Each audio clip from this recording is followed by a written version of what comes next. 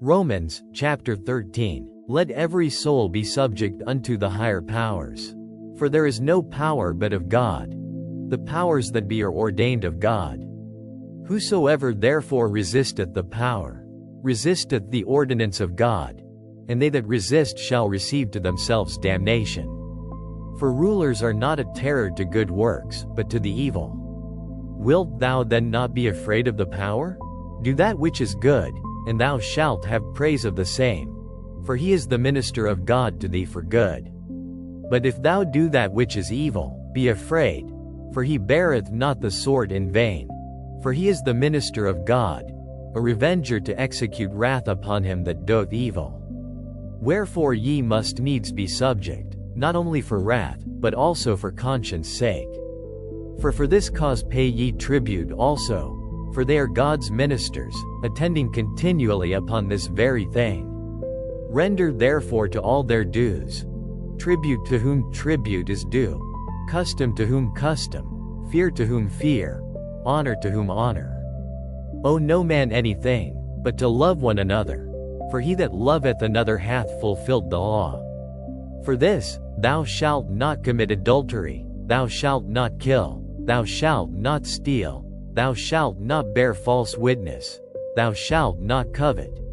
And if there be any other commandment, it is briefly comprehended in this saying, namely, thou shalt love thy neighbor as thyself. Love worketh no ill to his neighbor. Therefore love is the fulfilling of the law. And that, knowing the time, that now it is high time to awake out of sleep. For now is our salvation nearer than when we believed. The night is far spent, the day is at hand. Let us therefore cast off the works of darkness, and let us put on the armor of light.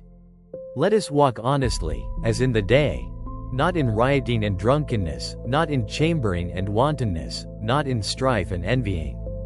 But put ye on the Lord Jesus Christ, and make not provision for the flesh, to fulfill the lusts thereof. Romans, chapter 14. Him that is weak in the faith receive ye, but not to doubtful disputations. For one believeth that he may eat all things. Another, who is weak, eateth herbs. Let not him that eateth despise him that eateth not, and let not him which eateth not judge him that eateth, for God hath received him. Who art thou that judgest another man's servant? To his own master he standeth or falleth. Yea, he shall be holden up, for God is able to make him stand. One man esteemeth one day above another, another esteemeth every day alike. Let every man be fully persuaded in his own mind. He that regardeth the day, regardeth it unto the Lord, and he that regardeth not the day, to the Lord he doth not regard it. He that eateth, eateth to the Lord, for he giveth God thanks, and he that eateth not, to the Lord he eateth not, and giveth God thanks. For none of us liveth to himself, and no man dieth to himself. For whether we live unto the Lord, and whether we die unto the Lord. Whether we live therefore, or die, we are the Lord's. For to this end Christ both died, and rose, and revived, that he might be Lord both of the dead and living. But why dost thou judge thy brother? Or why dost thou set at naught thy brother? For we shall all stand before the judgment seat of Christ. For it is written, As I live, saith the Lord, every knee shall bow to me, and every tongue shall confess to God. So then every one of us shall give account of himself to God. Let us not therefore judge one another any more, but judge this rather, that no man put a stumbling block or an occasion to fall in his brother's way. I know, and am persuaded by the Lord Jesus, that there is nothing unclean of itself. But to him that esteemeth anything to be unclean, to him it is unclean. But if thy brother be grieved with thy meat, now walkest thou not charitably. Destroy not him with thy meat, for whom Christ died. Let not then your good be evil spoken of. For the kingdom of God is not meat and drink, but righteousness, and peace, and joy in the Holy Ghost. For he that in these things serveth Christ is acceptable to God, and approved of men.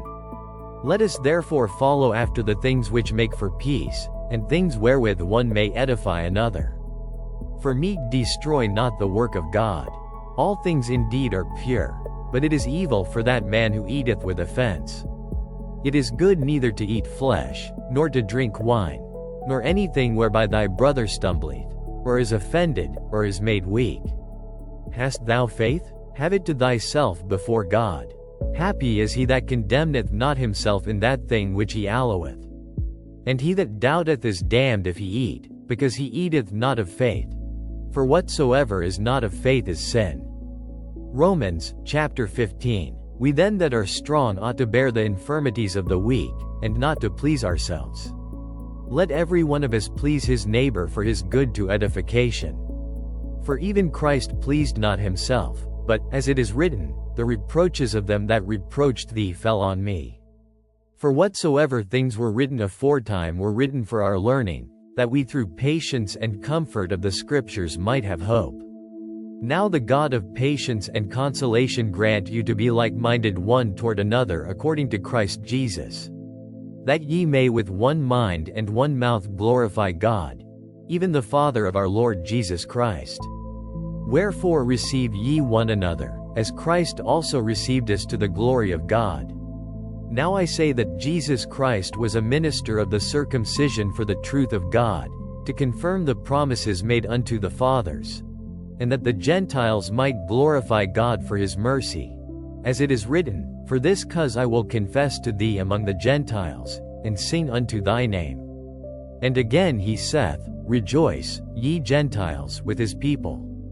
And again, Praise the Lord, all ye Gentiles, and laud him, all ye people.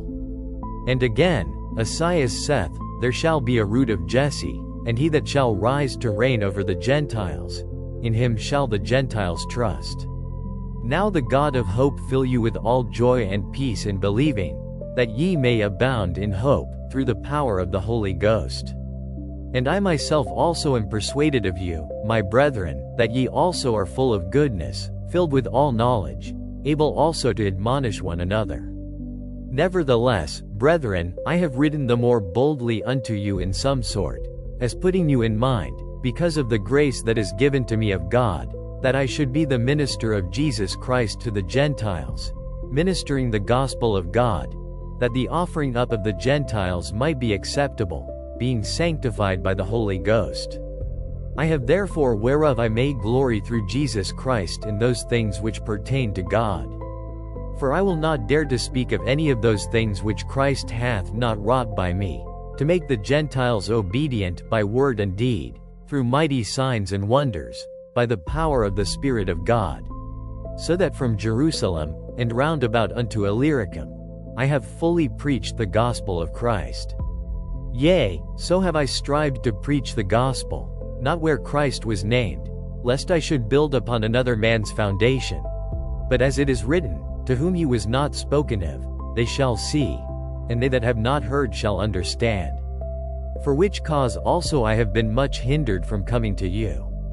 But now having no more place in these parts, and having a great desire these many years to come unto you, whensoever I take my journey into Spain, I will come to you. For I trust to see you in my journey, and to be brought on my way thitherward by you, if first I be somewhat filled with your company. But now I go unto Jerusalem to minister unto the saints. For it hath pleased them of Macedonia and Achaia to make a certain contribution for the poor saints which are at Jerusalem. It hath pleased them verily, and their debtors they are. For if the Gentiles have been made partakers of their spiritual things, their duty is also to minister unto them in carnal things. When therefore I have performed this, and have sealed to them this fruit, I will come by you into Spain. And I am sure that, when I come unto you, I shall come in the fullness of the blessing of the gospel of Christ. Now I beseech you, brethren, for the Lord Jesus Christ's sake, and for the love of the Spirit, that ye strive together with me in your prayers to God for me, that I may be delivered from them that do not believe in Judea, and that my service which I have for Jerusalem may be accepted of the saints, that I may come unto you with joy by the will of God, and may with you be refreshed. Now the God of peace be with you all. Amen. Romans, chapter 16. I commend unto you Phoebe our sister, which is a servant of the church which is at Cenchrea, that ye receive her in the Lord, as becometh saints, and that ye assist her in whatsoever business she hath need of you. For she hath been a succorer of many, and of myself also. Greet Priscilla and Aquila, my helpers in Christ Jesus, who have for my life laid down their own necks, unto whom not only I give thanks, but also all the churches of the Gentiles. Likewise greet the church that is in their house. Salute my well-beloved Epaenetus, who is the first fruits of Achaia unto Christ. Greet Mary, who bestowed much labor on us. Salute Andronicus and Junia, my kinsmen, and my fellow prisoners, who are of note among the apostles, who also were in Christ before me. Greet Amplias, my beloved in the Lord. Salute Urbane, our helper in Christ, and Stachys, my beloved. Salute Apelles, approved in Christ. Salute them which are of Aristobulus's household. Salute Herodion, my kinsman. Greet them that be of the household of Narcissus, which are in the Lord. Salute Tryphena and Tryphosa, who labor in the Lord. Salute the beloved Persis, which labored much in the Lord. Salute Rufus, chosen in the Lord, and his mother and mine. Salute Asyncritus, Phlegon, Hermas, Patrobas, Hermes, and the brethren which are with them. Salute Philologus, and Julia, Nerus, and his sister, and Olympas, and all the saints which are with them. Salute one another with an holy kiss. The churches of Christ salute you. Now I beseech you, brethren, mark them which cause divisions and offenses contrary to the doctrine which ye have learned, and avoid them. For they that are such serve not our Lord Jesus Christ, but their own belly, and by good words and fair speeches deceive the hearts of the simple. For your obedience is come abroad unto all men. I am glad therefore on your behalf. But yet I would have you wise unto that which is good, and simple concerning evil.